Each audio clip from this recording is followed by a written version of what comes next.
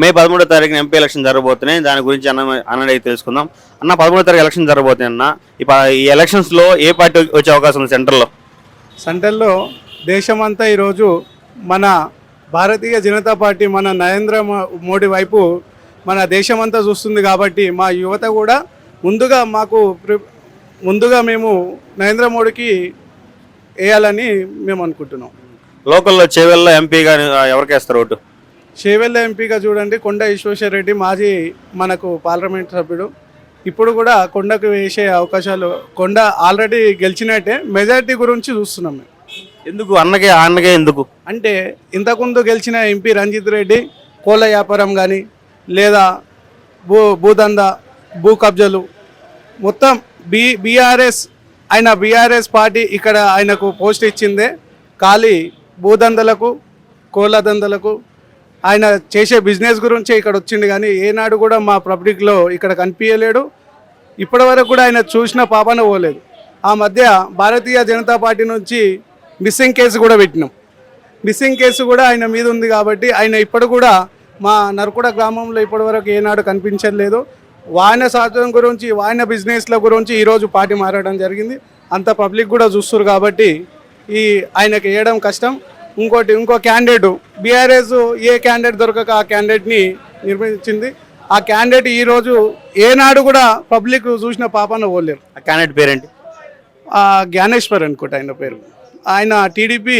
ఆయన పేరు చెప్పాలంటే కూడా నాకు పేరు వస్తలేదు. అంటే మేము ఇన్ని రోజుల నుంచి విలేజ్లో ఉండగా ఆయన పేరు రావడం లేదు మాకు. అంటే ఆ పేరు ఆయనను గుర్తుపట్టాం. కాబట్టి ఆయన ఏదో మొన్న రాష్ట్ర అధ్యక్షుగా ఏదో టీడీపీ ఆంధ్ర పార్టీలో టీడీపీగా పోస్ట్ తీసుకుంటూ సరే ఆడ ఏం దొరకలేదు ఆయనకు, మళ్ళీ బీఆర్ఎస్ లేదు దొరుకుతుందని మళ్ళీ ఏదో వచ్చింది. కానీ పబ్లిక్ ఎవరి నంబర్ ఇలాంటిలోని మా దగ్గర ఇద్దరు కూడా డమ్మీ క్యాండిడేట్లు. కాబట్టి మాకు ఏ రోజు కూడా ఏ నిధులు కూడా రాలేవు ఈ గ్రామానికి.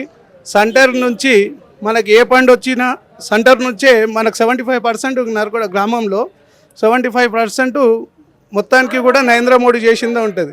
ప్రత్యేకంగా చూస్తే ఇక్కడ రోడ్లు చూసుకున్నా కానీ ఆయనే. కానీ చెప్పుకోవడం మాత్రము వాళ్ళు బీఆర్ఎస్ ఏం లేదు, అంత అయిపోయింది. వచ్చేది తెలంగాణలో కూడా రాబోయే 5 ఏళ్లలో బీజేపీ ప్రభుత్వము ఖచ్చితంగా వస్తుందని భావిస్తున్నాం. కొండా ఈశ్వేశ్వర రెడ్డి గెలిచే అవకాశాలు చాలా ఉన్నాయి. ఎందుకు అంత కాన్ఫిడెన్స్? అంటే ఆయన ఇంతకుముందు చేసి కూడా అభివృద్ధి చేసాడు. చెవిళ్ళ కాన్సెన్స్లో అభివృద్ధి చేసిండు. మళ్ళీ ఓడినా కానీ ఎంబడే అందరిలో తిరుగుతున్నాడు. చాలా మంచి వ్యక్తి, లోకల్ వ్యక్తి. వాళ్ళ ఇద్దరైతే ఎవరో తెలియదు. ఆయన ఒకసారి గెలిచిండంటే మళ్ళీ ఇదివరకు లేడు. మళ్ళీ ఇప్పుడు వస్తున్నాడు. మొన్న బీఆర్ఎస్ నుంచి వచ్చిండు, ఇప్పుడేమో కాంగ్రెస్ నుంచి వస్తున్నాడు. అవతల అయినా ఎవరో వాళ్ళకే అర్థమవుతలేదు. కొంతమంది బీఆర్ఎస్ అని చెప్పుకుంటున్నారు, కొంతమంది టీఆర్ఎస్ అని చెప్పుకుంటున్నారు. అర్థమవుతలేదు అది. కానీ మోడీ వ్యవహారం నడుస్తుంది పక్క. సెంట్రల్లో ఏ ప్రభుత్వం వచ్చింది? మోడీ పక్కా మోడీ. ఎందుకు ఆయన చేసిన అభివృద్ధి ఏది కమర్షియల్ ఏం లేదు. ఇల్లీగల్ దందాలు ఆయనకు ఆస్తులు అక్కర్లేదు. ఆయన కుటుంబము పోషించాలి, ఇక్కడ సంపాదించుకోవాలని ఏం లేదు. ఆయన ప్రజల మనిషి. సో మోదీ గారు ప్రజల కోసం పని చేస్తారు. కాబట్టి ఈసారి ఖచ్చితంగా ఆయన రావాలంటారా? ఆయనే రావాలి, మోడీ రావాలి.